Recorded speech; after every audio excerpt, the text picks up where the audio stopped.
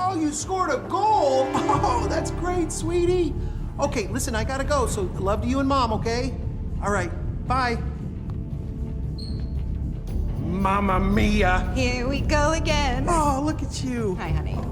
Get in here, big guy. Al Jolly looks like the friendly Midwestern dad next door, a loving husband, a father of 4, the kind of man who blends into the suburbs without raising a single eyebrow. Our sweet angel Mabel was born last July, and every day's been a gift. This kind this. I gotta admit, I feel guilty when I leave, but these little business trips are good for me and the family. It's not selfish, it's self-care. But here's the truth. Al Jolly is far more dangerous than you think. Beneath that cheerful facade lives Rapunzel, a serial killer who trophies the ponytails of his victims. Ponytails. Al's fetish. His need. He's going to kill this woman on camera, and I have to sit here with these monsters while they enjoy every f***ing minute of it. Hey, on your left.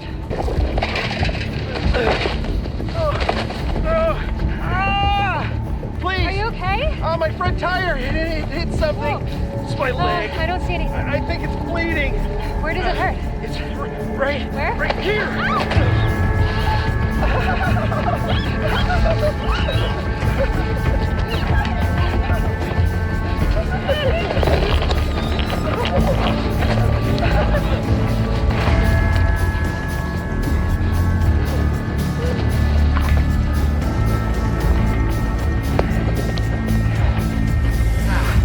Pop-Pop says it's time for a haircut. And what makes him so terrifying isn't just what he does. It's how he outsmarts even Dexter Morgan. Rapunzel, Rapunzel, where the f*** are you? So the real question is this: why might Al Jolly be Dexter's deadliest rival yet? And could he become the next Trinity killer? Or something even worse? Let's start with the mask. Al Jolly, or as Dexter's World eventually reveals, Al Walker, lives the classic double life. By day, he's a doting father, a husband who shows up for family photos and sports games. But when night falls, his dark passenger emerges. He hunts women with ponytails, strangling them and keeping their hair as grotesque trophies. That fixation earned him the chilling nickname Rapunzel. Now, on the surface, that might sound like another cookie-cutter serial killer. But here's where things get disturbing. Al isn't sloppy. He isn't reckless. He operates with a mask of charisma so convincing that neighbors adore him. Hey, we're going on a whirly bird. Woohoo! Friends trust him. His children see him as a hero. And that ability to hide in plain sight makes him eerily similar to one of Dexter's most unforgettable foes, Arthur Mitchell, the Trinity Killer. Are you washed in the blood of the Lamb? Breakfast, 7 a.m. Warmth, intimacy. He's convincing. All right. Arthur Mitchell. But the similarities end there. Arthur was ritualistic. His killings were tied to childhood trauma, repeated in a cycle that gave him a sense of control. Al, on the other hand, is chaos. He kills without rhythm or predictability. Trinity was terrifying because you could map his cycle. Al is terrifying because you can't. He could explode at any moment, one ponytail away from another victim. This unpredictability becomes even more dangerous when we look at his instincts. Unlike most killers in Leon Prater's circle, Al had the rare ability to sense that something was off about Dexter. Oh, somebody told me James Madden's gonna be here. Clean up good, Red. Prayer called me in the middle of a bike tour Central Park. I didn't have time to change, so I'm sweaty. Hey, what happened to Mamma Mia? Arrested. Breaks my heart. While others underestimated Red, Al kept his guard up. When Dexter invited him to dinner, Al agreed, but deep down he had no intention of showing up. He ditched the meeting, tossed his phone out the window, and vanished into the night. That wasn't paranoia, that was survival instinct. And for once, Dexter was left stranded, waiting with no victim on his table. Think about how rare that is. Trinity didn't see Dexter coming until it was too late. Prater didn't. Neither did Mia or Gareth, but Al Jolly did. He may not know Dexter is the Bay Harbor butcher, but he knew enough to get out of Dodge. That makes him dangerous on a whole new level. And here's the kicker. Dexter now knows who he is. After breaking out of Prater's vault, Dexter uncovered the files that revealed Al Jolly's real identity. Al Walker of Wisconsin. The mask is cracked. His home, his history, his life are all out in the open. That means Al has gone from untouchable to vulnerable. But this isn't a one-sided equation, because if Al could sense Dexter's danger once, he can do it again. This sets up the perfect storm. Al is now Dexter's white whale. He's the last man standing from Prater's circle, and Dexter knows he has to eliminate him before more innocent women die. But catching him won't be simple. Unlike others, Al won't underestimate him. He'll run, he'll hide, he'll fight back. And that unpredictability is why he's even more frightening than Trinity ever was. There's also a deeper psychological element here. Arthur Mitchell's killings were born from trauma, the death of his sister, the abuse of his father, the suicide of his mother. Each murder was a ritualized replay of that pain. Al's pathology is different. His obsession with ponytails seems tied to instability and deep-seated issues with his mother. That makes him erratic. He's not reenacting the past. He's feeding an uncontrollable urge. And when you combine that with the mask of charm, you get someone who is both unpredictable and dangerously convincing. Even his relationship with his family adds another disturbing layer. Arthur used his family as props in his ritual, controlling them like prisoners in his twisted play. Al, however, appears to genuinely care for his wife and kids. To them, he's dad, not a tyrant. That means his mask isn't just a cover, it's part of his identity. And when killers believe their own lies, they're harder to catch, harder to predict, and far more dangerous. So here's the climax. Dexter now has Al's name and address. The hunter has become the hunted, but unlike every other killer before him, Al knows not to get too close. He avoided Dexter once, and he might do it again. That makes Season 2 of Dexter, Resurrection, even more chilling, because Al isn't just another victim waiting for a plastic-wrapped table, he's a rival who could flip the script. What if Al goes after Dexter first? What if he turns the cat and mouse into a two-way hunt? We've never seen Dexter face someone who truly sensed his darkness before. And if Al decides to protect his family by eliminating the threat, then for the first time, Dexter could become the prey. But here's my take. Al Jolly is even more dangerous than you think because he embodies the one thing Dexter fears most: exposure. He doesn't need to kill Dexter to win. He just needs to avoid him long enough, outsmart him, and force Dexter to chase. And in that chase, mistakes happen. Will Dexter take him out in the opening of Season 2? Or will Al become the new Trinity, a long-term nemesis who pushes Dexter further than ever before? Either way, his days are numbered, because once Dexter sets his sights on you, there's only one way it ends: on the table, in pieces, swallowed by the ocean. And that's why Al Jolly is far more dangerous than you think. He's not just a killer, he's a survivor, a manipulator, and maybe the only man who ever truly outsmarted Dexter Morgan. But what do you think? Will Al Jolly become the big bad of Season 2, or will Dexter get to him before he can vanish again? If you enjoyed this breakdown, hit that like button, subscribe for more deep dives into Dexter Resurrection, and let me know your theories in the comments. I used to wish that I could be different. Normal. A life without my dark passenger. But who am I kidding? This is who I am. What I am. I'm Dexter Morgan. I'm exactly who I need to be. Exactly who you want me to be. Dexter, Resurrection Season 1 is over, and right now, we have nothing. No trailers, no cast announcements, not even a hint of episode titles. So today, I'm doing something a little insane. I'm going to predict every single twist of Season 2. Yes, every episode. Who's the next big bad? Which fan favorite won't survive? And what shocking finale could leave us all speechless? Now, will I be right about any of this? Probably not. But if you follow Dexter long enough, you know the show has patterns, themes, villains, and finales that always come with a gut punch. And if you connect the dots, you start to see where Season 2 could be heading. So let's dive in. Ponytails, Al's fetish, his need. He's going to kill this woman on camera, and I have to sit here with these monsters while they enjoy every fucking minute of it. Every Dexter season has a villain that mirrors the theme. Season 1 was family secrets, and the ice truck killer turned out to be Dexter's brother. Hey, Mike. You remember now? Pliny, You always had trouble saying Brian. I have a brother. A real brother. None of this foster bullshit. We're blood brothers. Through birth and death. Season 4 was about family, and Trinity was a husband and father. Breakfast, 7 a.m. Warmth, intimacy, he's convincing. Burn.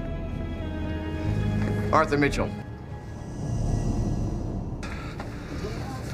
Season 6 was religion, and we got the Doomsday Killer. You think he's the next victim? Yes. How do we find him? So what theme fits Dexter? Resurrection Season 2. The father and son bond between Dexter and Harrison, and the perfect villain to mirror that. Another father and son duo.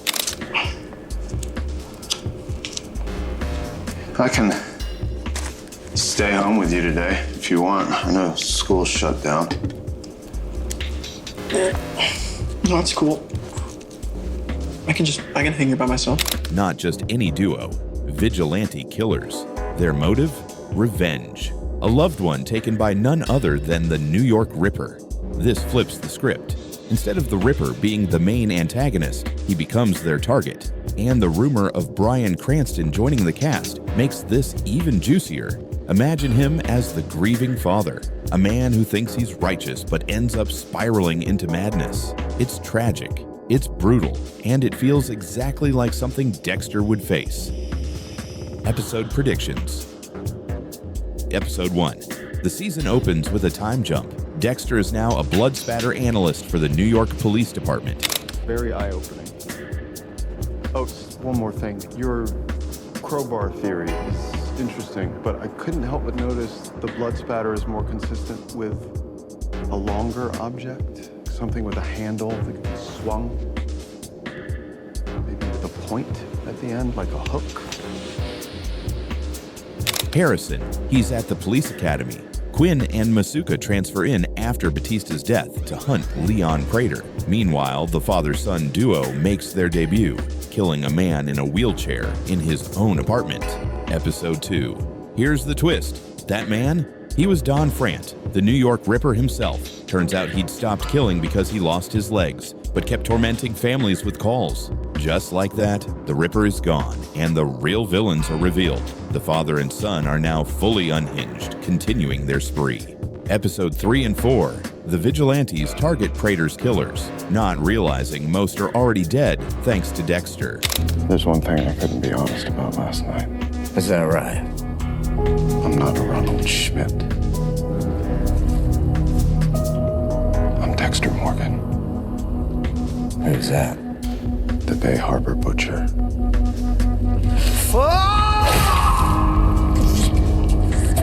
Meanwhile, Al, the one killer who escaped in Season 1, resurfaces. Harrison and Dexter track him, but when they're ready to kill, they discover the vigilantes got there first. The police investigate, and the victim is revealed as Rapunzel, another notorious killer. Episode 6, police start to suspect a vigilante killer, but not Dexter. This time, the father-son duo is caught on surveillance, shifting all suspicion away from Dexter. It's a clever way for the writers to avoid rehashing the Bay Harbor Butcher arc. Episode 7, Wallace tracks down the vigilantes. She relates to their grief and secretly lets them go. But when they run into Oliva outside, panic sets in. The son shoots Oliva dead. For the first time, the duo kills an innocent. And now, they fit Dexter's code. Episode 9. The father realizes they've gone too far and tries to turn them in. But in true Dexter fashion, the son snaps, shooting his own father. It's a twisted mirror of Dexter and Harrison's relationship in New Blood, only reversed. Episode 10, Dexter finally puts the son on his table, but here's the problem. He's under 18. Dexter doesn't kill kids. He can't let him go, but he can't finish the job either. Just when you think he'll find a way out, Wallace follows the trail. She kills the boy herself, and Dexter sees her do it. Now, Wallace knows Dexter is the Bay Harbor butcher, and Dexter knows Wallace crossed the line. A stalemate. A shocking cliffhanger. Classic Dexter. What makes these predictions so Dexter? Because every season has that one massive fake-out or moral gut punch. The Ripper dying early would be the perfect subversion. The vigilantes spiraling into true monsters mirrors Dexter's own path. And Wallace's shocking kill sets up a Season 3 rivalry that could rival Deb discovering Dexter in Season 6. If even one of these twists happens, fans will lose their minds. So here's the truth. I don't expect to get any of this right, but that's not the point. The fun of Dexter has always been the wild theories, the endless speculation, and the way fans come together to imagine what's next. Maybe Bryan Cranston will show up as the ultimate villain, maybe Dexter and Harrison will face their darkest test yet, or maybe the writers will blindside us with something nobody saw coming. Either way, predicting it is half the fun. So those are my predictions for every twist in Dexter. Resurrection Season 2. Do you think I nailed even one of them? Or did I miss completely? Drop your theory in the comments, and when Season 2 finally drops, we'll come back and see who is closest. And if you want more Dexter breakdowns, theories, and deep dives, hit that subscribe button, because Season 2 is going to be a bloodbath.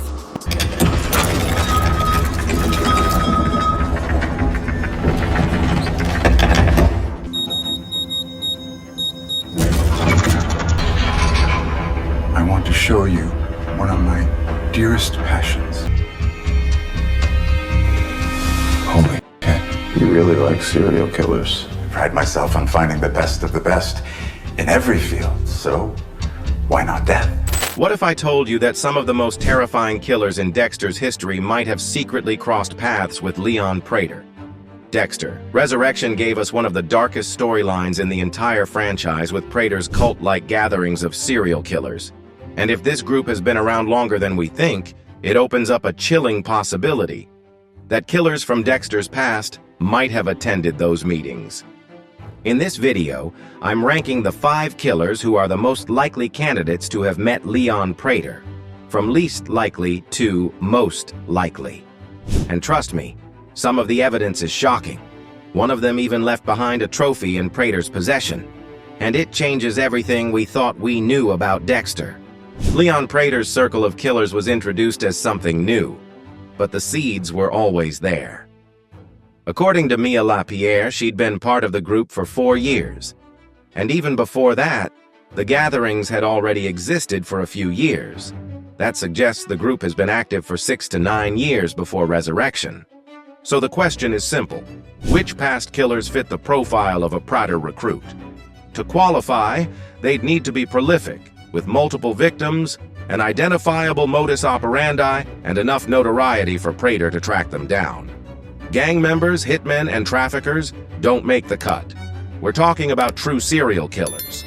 With that in mind, let's rank the 5 most likely killers who might have sat at Prater's table.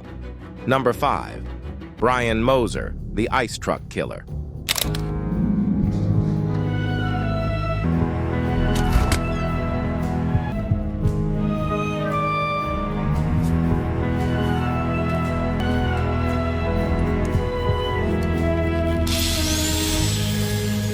On paper, Brian looks like a dream candidate. At least 20 kills over 13 years, a clean psychological profile, and a flair for theatrics. He's the kind of killer Prater would have been drawn to. But here's the problem. The timeline kills this theory. If we exclude Brian's ice truck killer days during Season 1, his confirmed kills drop to just 4. That's not enough to impress Prater. And for Brian to even qualify, the gatherings would have needed to exist for at least 17 years, way longer than we know them to have been around. There's another clue that shuts the door. When Prater talks to Dexter about Brian, he only refers to him as the ice truck killer. If they had crossed paths earlier, surely he would have mentioned Brian's days as the NHI killer too. Add in Prater's comment that maybe if the ice truck killer had someone to talk to, he wouldn't have taken his own life. And it's clear the two never met. So Brian is our number 5. Fascinating on paper, but practically impossible. Number 4, Walter Kenny, the Tooth Fairy. Good morning, Walter. Keep saying that, one day you might be right. Walter Kenny, introduced in Season 6, was one of the deadliest killers Dexter ever faced. With at least 16 victims over 3 decades, Kenny strangled prostitutes and kept their teeth as trophies. He sounds like a perfect fit for Prater's network, but here's why it doesn't work. Kenny's unbearable personality earned him the nickname World's Oldest Creep from Dexter. Prater's gatherings seemed almost friendly, almost like networking events for killers. Kenny doesn't fit that culture. And then there's the timeline. 15 of Walter's 16 murders happened in the 1980s. For him to have been part of the gatherings then, the group would have needed to exist for 40 years. That's way too far back. The only alternative is that Prater tracked Kenny down decades after his spree, when he resurfaced with a fresh murder in 2011. But realistically, without that lead, there's no way Prater and Charlie would have found him. So while the Tooth Fairy is terrifying enough to belong in Prater's circle, the math makes him an unlikely candidate. Number 3, Oliver Saxon, the brain surgeon. What happened? I don't know, I just got here. Cassie and I, we were supposed to have a date tonight. I'm sorry.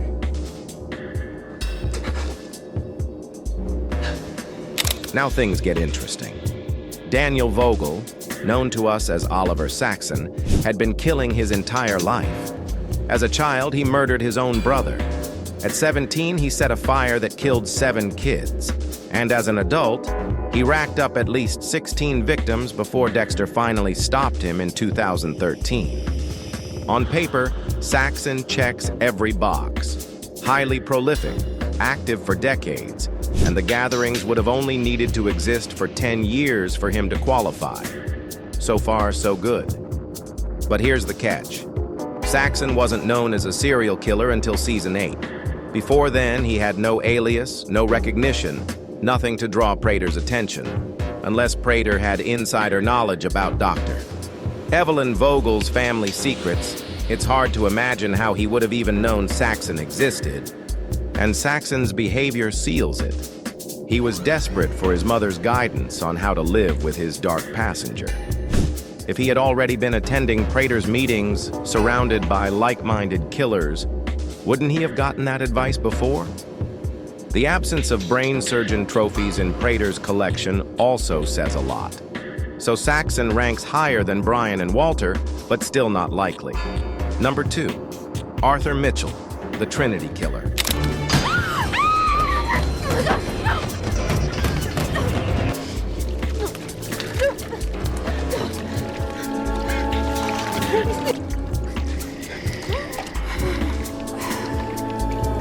It's already over.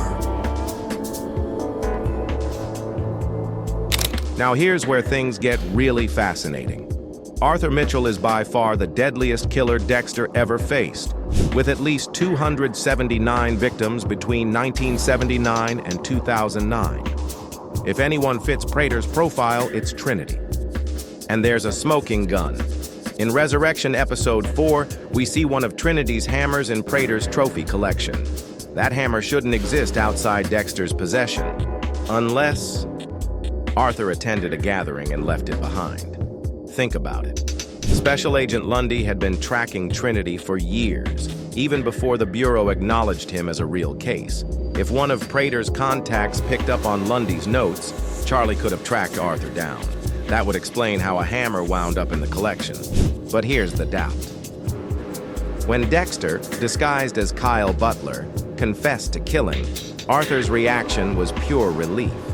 Almost like it was the first time he'd ever been able to share his secret. Would he have acted like that if he already had a safe space with Prater's group? Probably not. Still, Trinity's hammer in Prater's possession makes him one of the strongest candidates for attendance. Number 1, Kurt Caldwell.